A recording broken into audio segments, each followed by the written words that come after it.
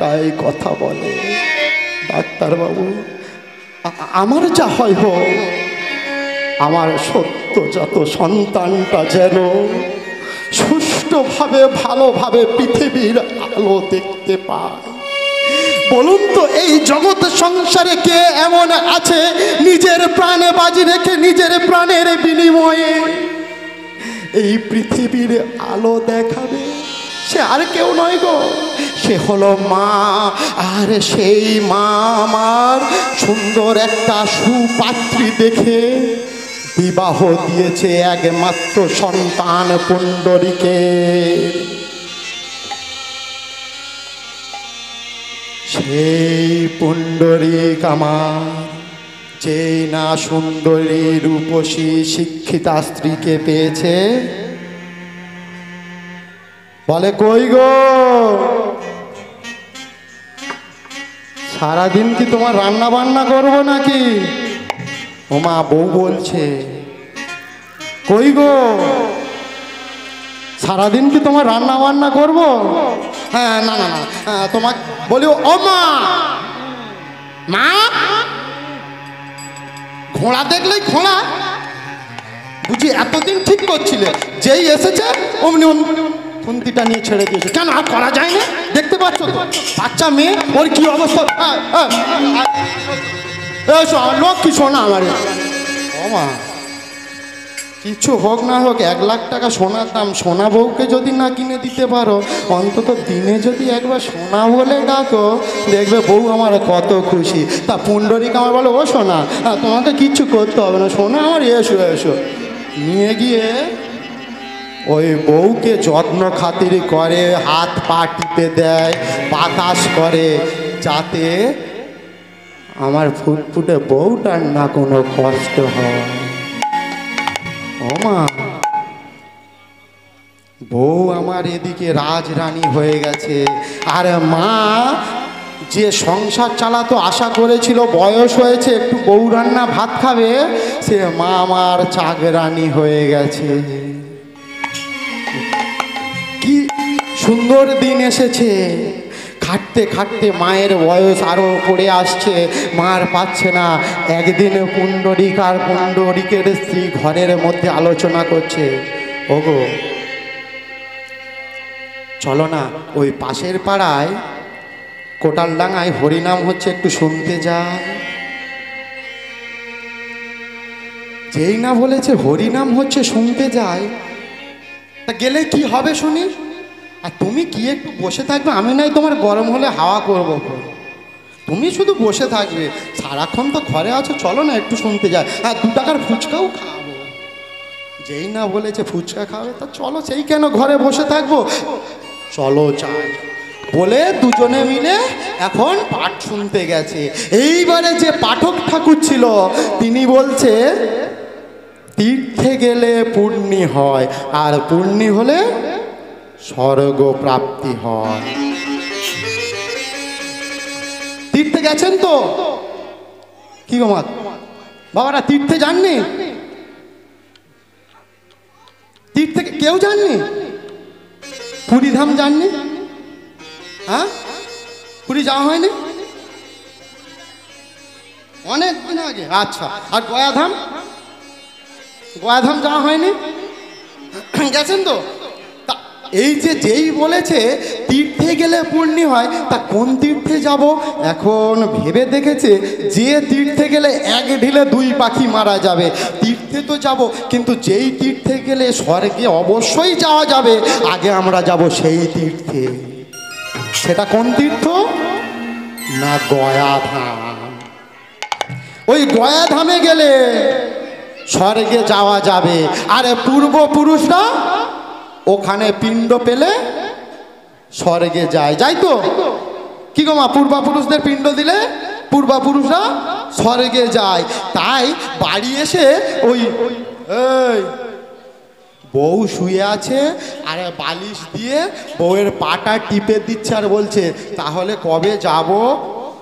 বলে কেন আবার কবে? কি কালকেই বেরিয়ে পড়বো, শুভ কাজে দেরি করতে নেই। ওমা বউ বলেছে, বাস্তু দেবী বলেছে যদি না যায় তা বাস্তুদেবী যখন বলেছে যেতেই হবে, আর এইভাবে দুজনে কথোপকথন করছিল। মা এখন জানলার পাশ দিয়ে যেতে যেতে শুনেছে যে ছেলে বউ তীর্থে যাবে। ওমা বয়স হয়েছে, সারা জীবন তো সংসার ঠেলতে ঠেলতে ঠেলতে ঠেলতে শেষ বয়সে এসে দাঁড়িয়েছে। বেলা প্রায় যেতে বসেছে, সূর্য পশ্চিম দিগন্তে ঢলে উঠেছে। সংসার সংসার করতে করতে আমার আমার করতে করতে এই মায়ার সংসারে আমরা নিয়োজিত হয়ে গেছি। একটা বার কিন্তু কোথাও যাওয়ার সময় হয়নি। তাই চলো না আমরা তীর্থে যাই। স্বামীকে এসে বলছে, স্বামী বলছে তুমি তীর্থে যাবে। ও মা কথা না গো মা।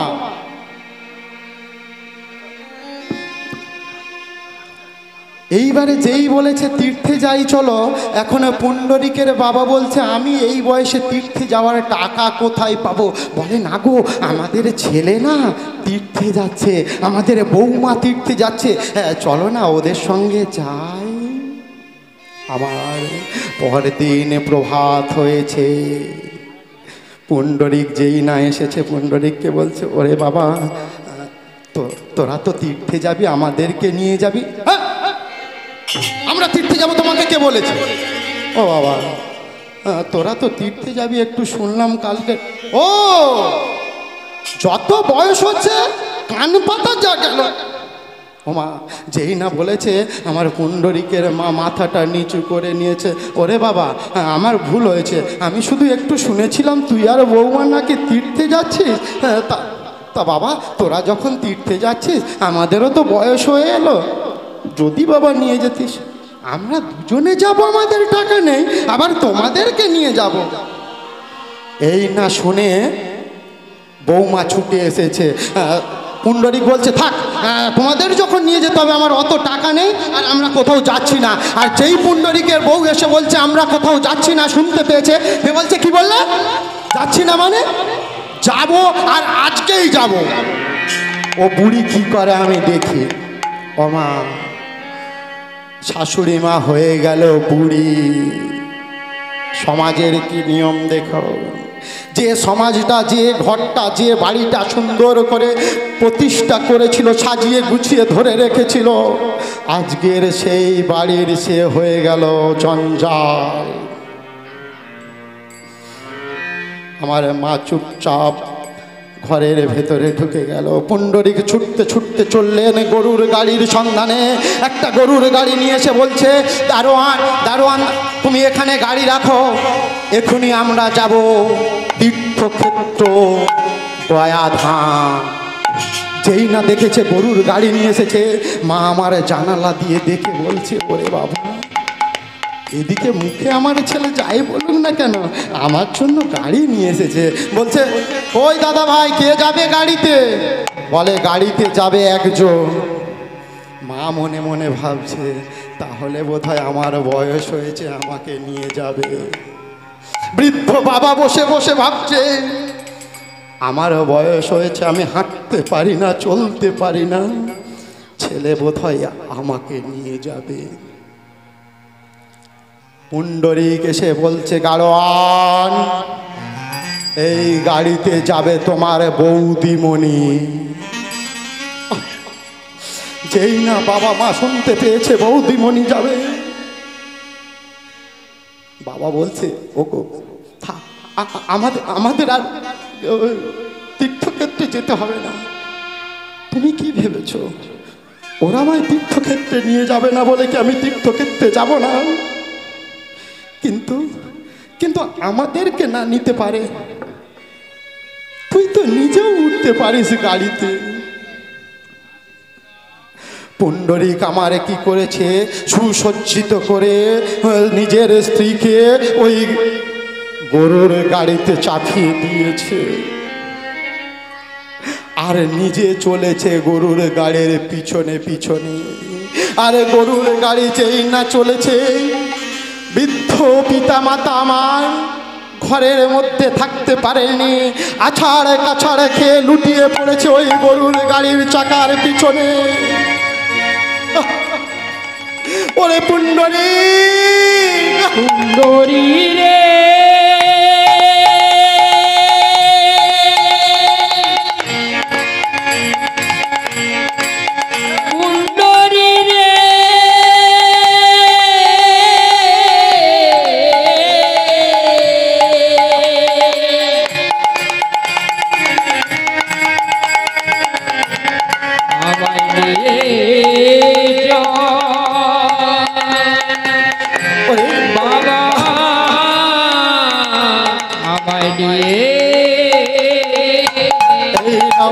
কপাল চাবড়াতে চাবড়াতে দুটো হাত মাথায় করাঘাত করছে আর এগিয়ে যাচ্ছে ওই গরুর গাড়ি লক্ষ্য করে। গরুর গাড়ি ছুটে চলেছে, পিছনে ছুটে চলেছে আমার বৃদ্ধ পিতা মাতা। আরে বলছে বিধি রে, এই কি রে বিচার, এই কি রে বিচার, বিধি রে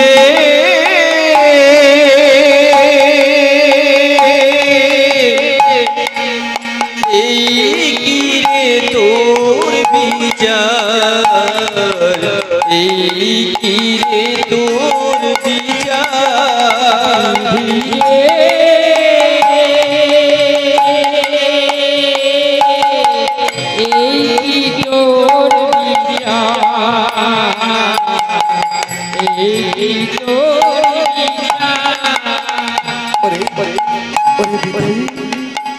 এত কষ্ট করে না খেয়ে না দে মাথার ঘাম পায়ে ফেলে রোদ বৃষ্টি ঝড় সহ্য করে একটু একটু করে যে ছেলেটাকে মানুষ করলাম, কারে হাসাও কারে কাঁদাও, কারে হাসাও কারে কাঁদাও, এই কি রে তোর বিচার, এই কি রে তোর বিচার, বিধি রে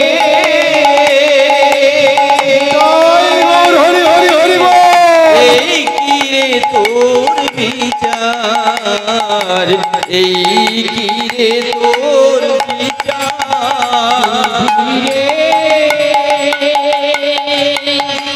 বিধি রে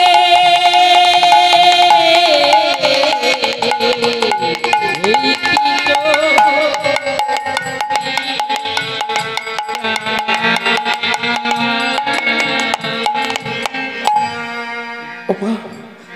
আমি আমি কাকে দোষ দেব গো?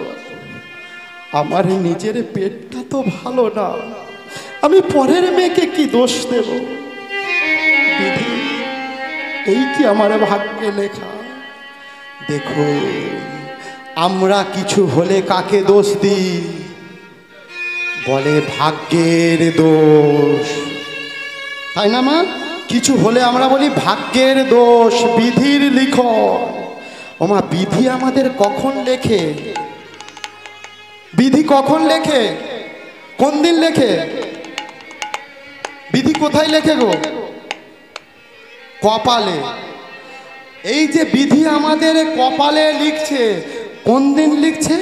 বলে যেই দিন আমরা জন্মাই সেই দিন বা রাত্রের ওই প্রথম যে নিশিটা আসে, ওই প্রথম রাত্রে বিধি আমাদের কপালে লিখে দেয়।